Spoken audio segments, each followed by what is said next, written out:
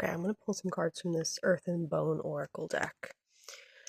But I was sitting with this energy that's like happening. It feels a bit like a slingshot where this Scorpio new moon, it's tomorrow, but it's like before now has been a bit of like a slowing, trudgy, deep thing that people are moving through, each in their own individual lives. Like things have slowed a little bit, but there's like this ramping up of energy, and it's like the slingshot has been a little bit let go right now, and I think it's going to last until the end of the Mercury retrograde, when that turns back to direct on the 29th of November. It's like a whole new version of this, but there'll be a lot more clarity about the movement that you're taking forward, because we are towards the end right now of year 9, the year of the snake, and it's like anything that you haven't shed or are still working on bringing to like an end point as far as what you're leaving in the past, it's like it's coming to the surface again for you to see it clearly and from like the most wise vantage point that you possibly can at the point in your journey that you're at, so that it can be shifted and changed. And this is not about shame. This is not about, oh, you haven't done that yet. You're exactly where you're supposed to be. That's a really important thing to remember right now, because self-acceptance is like so sacred. Um, and I want to see what kind of cards would give some guidance for us right now. Okay, we have Tree, the Trinity, which feels like it's a reminder of the, I'm talking really low, so I'll stop shuffling. It's a reminder of divinity throughout each and every one of our lives, in every single moment, and inside of each one of us. In that you are watched over, you are cared for by this universe. No matter what you're going through, it is a part of your journey that you're on. And you yourself are the divine, and so taking responsibility for what it is that you are placing on your altar, ergo having in your life, allowing into your life, the actions that you're taking, etc. Is that fitting? Is that working towards your highest good? Have a new look at it. So we have balancing decisions, priorities, and adapting to change. So maybe that there's a little bit of an apprehension around taking some of these bigger steps and changes that you know that you need. Nostalgia, sentimental, and memory, because they've been with you for a really long time. These are most likely habits and practices that are not new. These are ones that are very much deeply ingrained. But the difference is, before you did not know that you were even doing these things. It was inherent, it was unconscious, subconscious even, and now you are aware of them. Whether that's easy to change or not is a different thing. So then flight comes up here, which is opportunity and prosperity, new venture. It's like the reminder of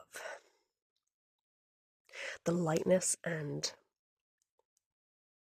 ease that is in the air right now, that is supporting you as 333, as I said that, to like make these changes. And I think the big thing is you remember that, like, yes, it may be one huge thing that's standing in your way, because that feels like a really big theme. Like, if you're stuck inside of the skin, like lizards sometimes shed the exoskeleton, the skin that they were in, but it like gets stuck on pieces of them so much so that they can't see through it. Like, it literally blocks their eyeball, and someone needs to take it out with tweezers, and it's sad. But when we stand in our own way, that's kind of what's happening. It's like you just need that little bit of help to unblock the way. I'm sorry, I desperately needed a break to like cough there. And so maybe there is like an emphasis on rest, but taking really specifically aligned rest, things that really give back to your energy, and are not just getting lost in something that the world can give you, like media, etc. Because you'll sit there and not necessarily actually be recharged by the end of it. This card was right underneath flight, which is like reminding you of this like slingshot kind of energy that is helping you right now, but also that you don't need to do it all in one go. It might be one large thing, but it's not something that gets fixed in one choice or one moment, because it is something that is a practice and a habit. It's a choice that you are going to be making like every single day and every moment, and that's why not being hard on yourself about these changes is the best way forward, because it just takes the time that it takes. But you have a guide, a guiding light within you. Now, whatever about spirit team and ancestors and people that are beings that are actually around you that you can ask for help, there is something inside of you that is guiding you towards this. It's the reason that you are listening to this reading. It's the reason that this is aligning, like this is making sense to you. And I look down, and on the bottom of the other deck is this, oh, interesting with the hand movement. I'm really getting so we have 17, prosperity. And it's like a guide we might think looks like this, right? But it's actually the part of you that knows the royalty, the like divinity that is within you is just trying to come through. It doesn't mean that you have to be the best, the most successful, the most whatever it is. And maybe that's what to you your highest good looks like. But this is about being the best and most authentic version of you. It's not about being the best in the external world. And it looks like this within you, regardless of whether you ever get a physical crown put on your head or not, right? But this little light, that a little part of you inside of you is holding, possibly your inner child. It's guiding you right to this. Like, look at the change of the color of the roses throughout all of this. They've gotten warmer and warmer till they're like this beautiful bright yellow, which is also connected to our